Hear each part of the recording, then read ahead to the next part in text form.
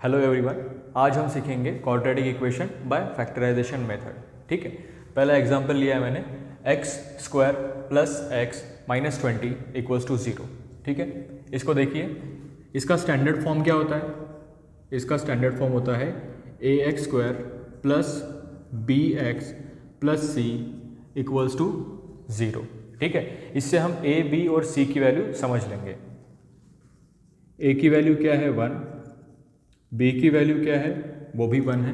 देखिए, जैसे यहाँ पे ए की वैल्यू कुछ नहीं है तो 1 है, बी के सामने भी देखो, यहाँ पे एक्स के सामने कुछ नहीं है तो 1 ही है, और यहाँ पे देखो सी की वैल्यू क्या है। सी की वैल्यू अगर हम इससे कंपेयर करेंगे तो सी की वैल्यू मिल रही है हमको -20। यहाँ तक बात समझ में आ गई। अब फैक्टराइजेशन मेथड से सॉल्व करना है इसे, तो कैसे करेंगे? हमको सबसे पहले क्या बनाना है, एक सर्कल बनाना है। एक सर्कल में क्या लिख देंगे हम लोग, a इंटू सी। फिर इसके बाद यहाँ पे ऐसे और 2 सर्कल बना लो। ठीक है, ऐसे 2 सर्कल बना लिए हमने। अब देखिए, इस 2 सर्कल के बाद हमको यहाँ पे इक्वल्स टू का साइन देना है और यहाँ पे लिख देना है b। यहाँ पे क्या लिख देना है, b लिखना है। अब देखो, जैसे a इंटू सी लिखा है मैंने यहाँ पे, तो हम क्या करेंगे, a इंटू सी को मल्टीप्लाई कर देंगे और यहाँ पे लिख देंगे।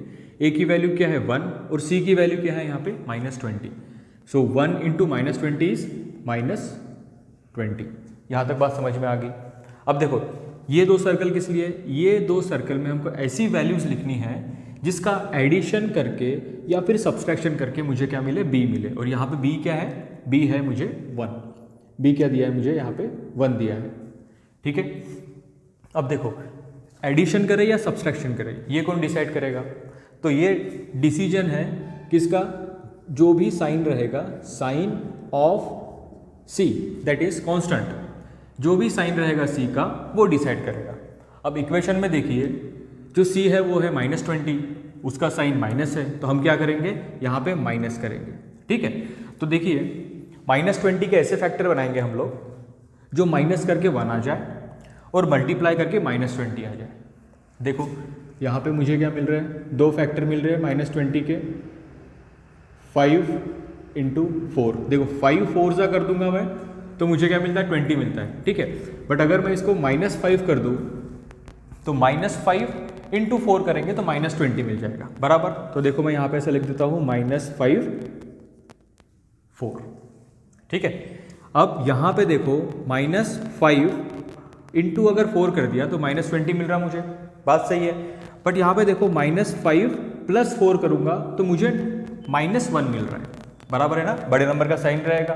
बट मुझे क्या चाहिए, +1 चाहिए। तो मैं क्या करूँगा, यहाँ पे बड़े नंबर को निगेटिव साइन ना देते हुए मैं छोटे नंबर को निगेटिव साइन दूंगा, ताकि 5 - 4 हो जाएगा +1 एंड 5 इंटू -4 हो जाएगा -20।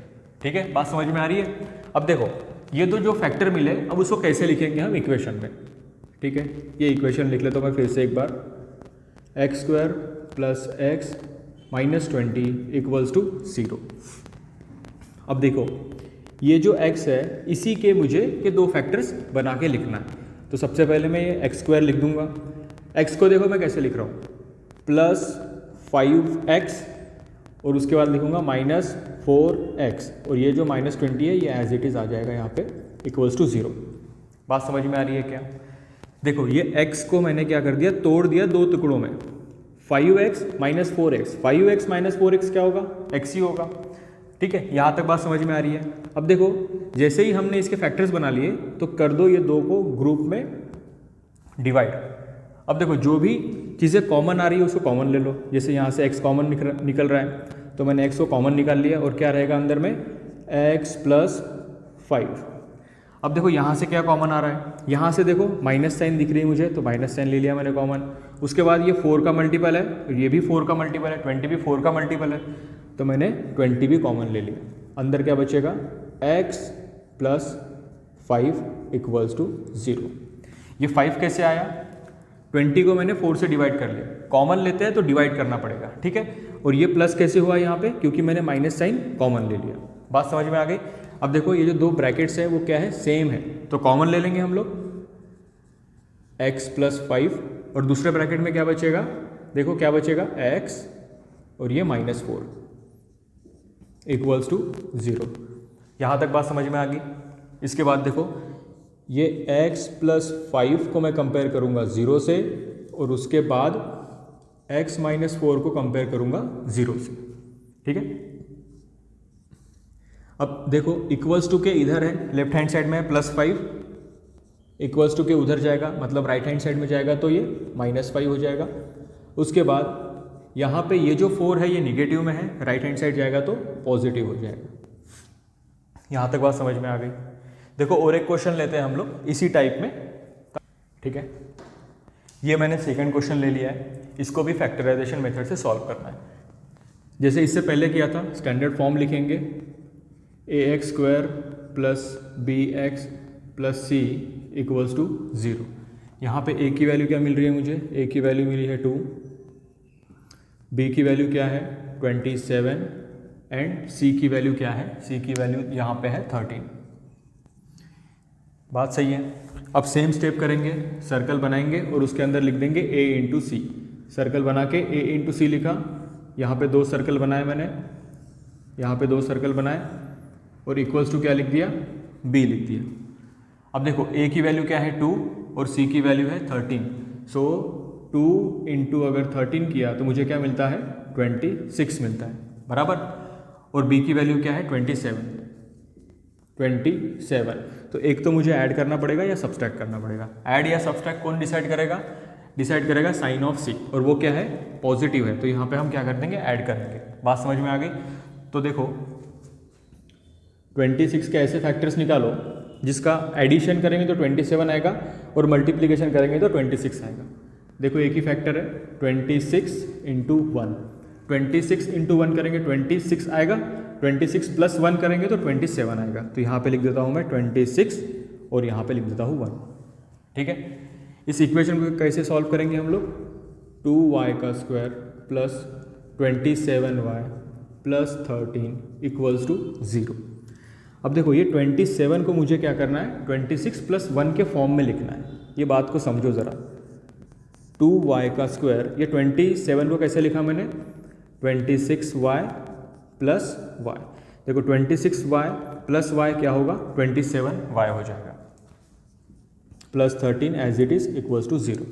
अब इसके बाद मुझे क्या करना है, ये 2 अलग अलग पार्ट में डिवाइड कर देना है। ठीक है, अब यहाँ से जो भी चीज़ कॉमन आ रही है उसको कॉमन ले लो। जैसे ये देखो ये 2 का मल्टीपल है और ये भी 26 भी 2 का मल्टीपल है, यहाँ पे भी y है और यहाँ पे भी y है, तो मैं ले लूँगा 2y कॉमन।